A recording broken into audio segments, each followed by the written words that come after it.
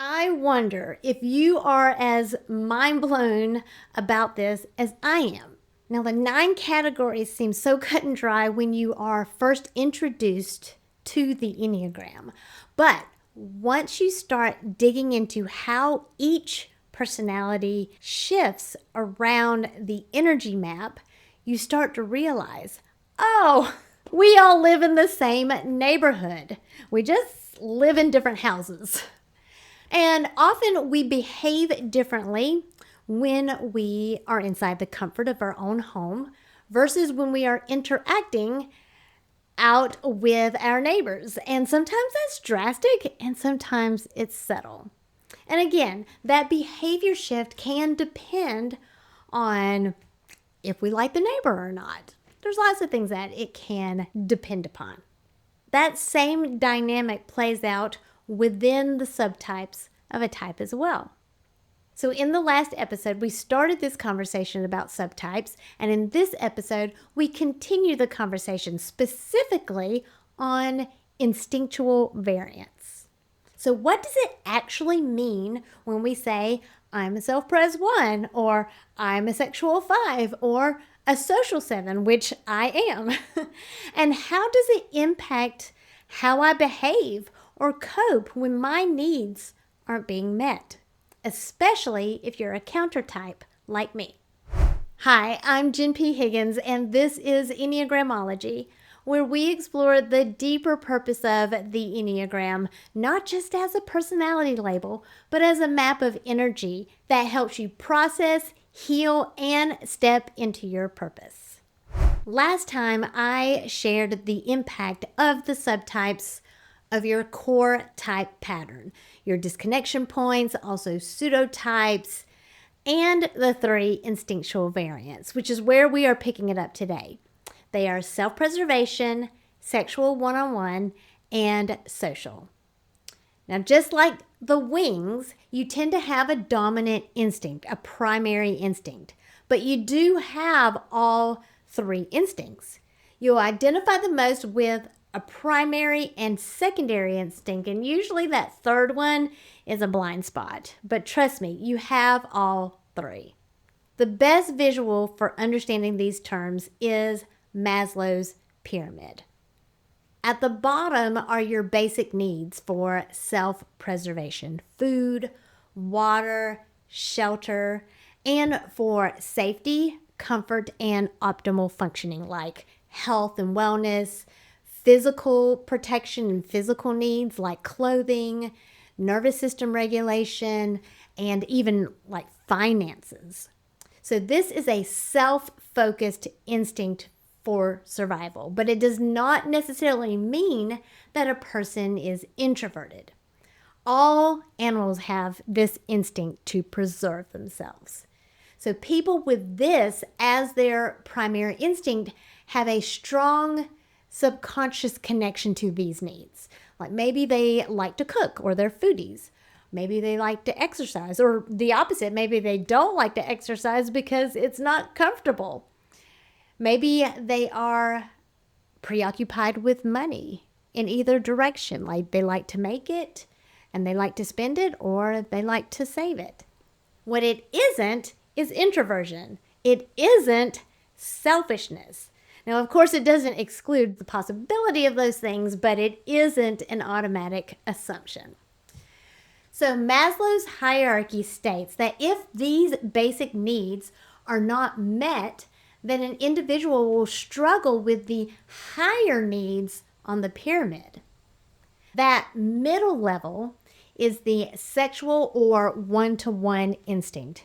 This is not the physical act of sex. That falls under self-preservation. Rather, this is more emotional, focusing on the chemistry between 2 people.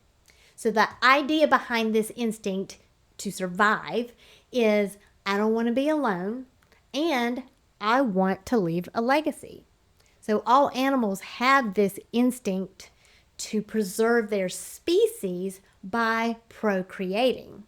So that goal is to attract a mate. So mate here for context might mean spouse, but it could also mean a friend or a business partner, or an employee. People who have this primary instinct have a strong need to feel accepted or validated.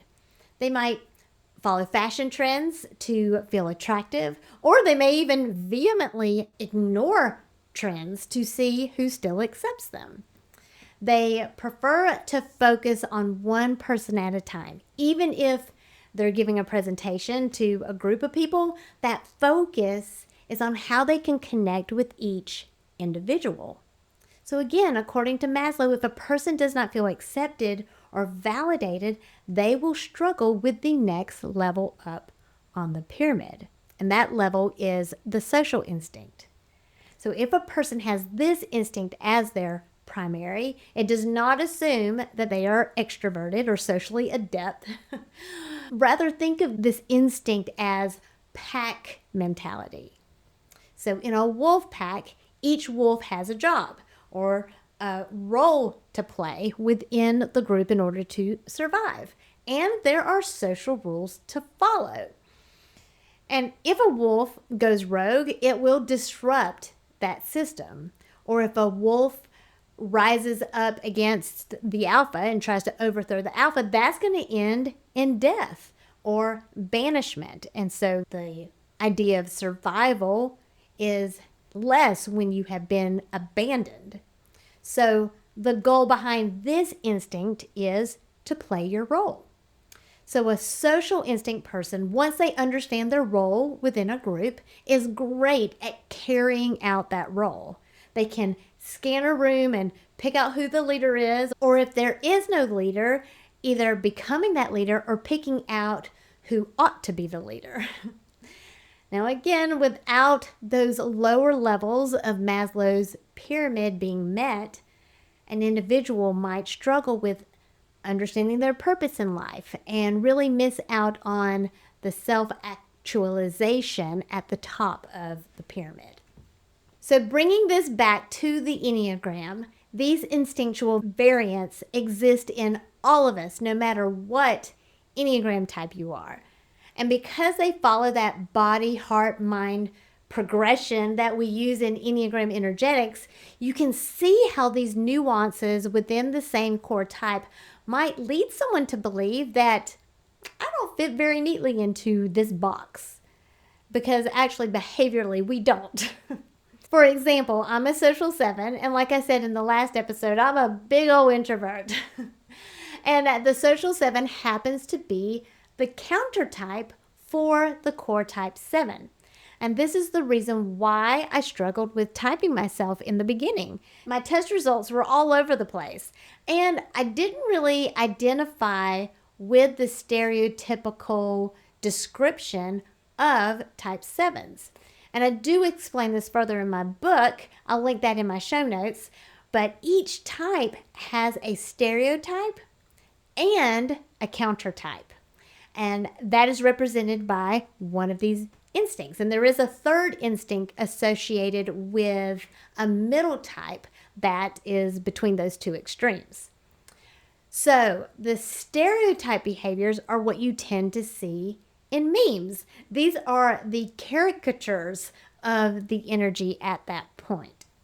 For a 7, that's being adventurous and curious and indulgent and super duper happy.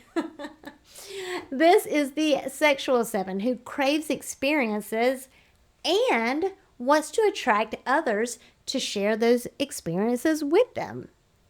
Now, a core type 7 does not have any of the heart center energies in their core type pattern, but a sexual 7 might behave more like a heart center type because there is a survival instinct to connect and feel accepted or validated.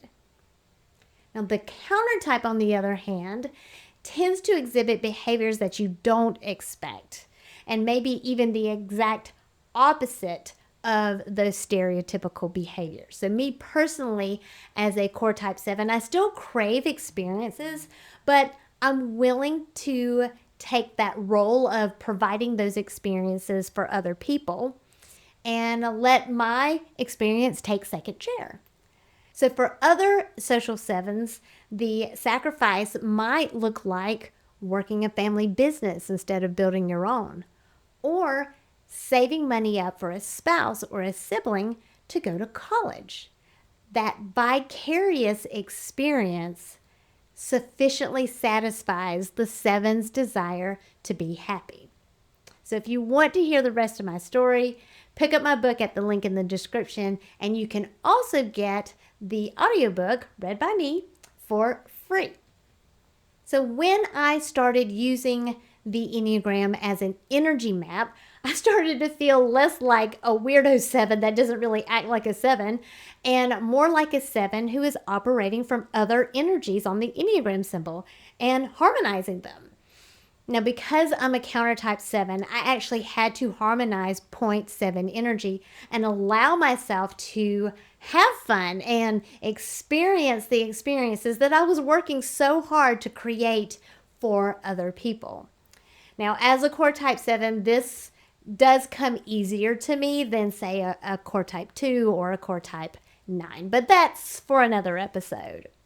Real growth begins to happen when you take the Enneagram energetics approach instead of trying to put a square peg in a round hole.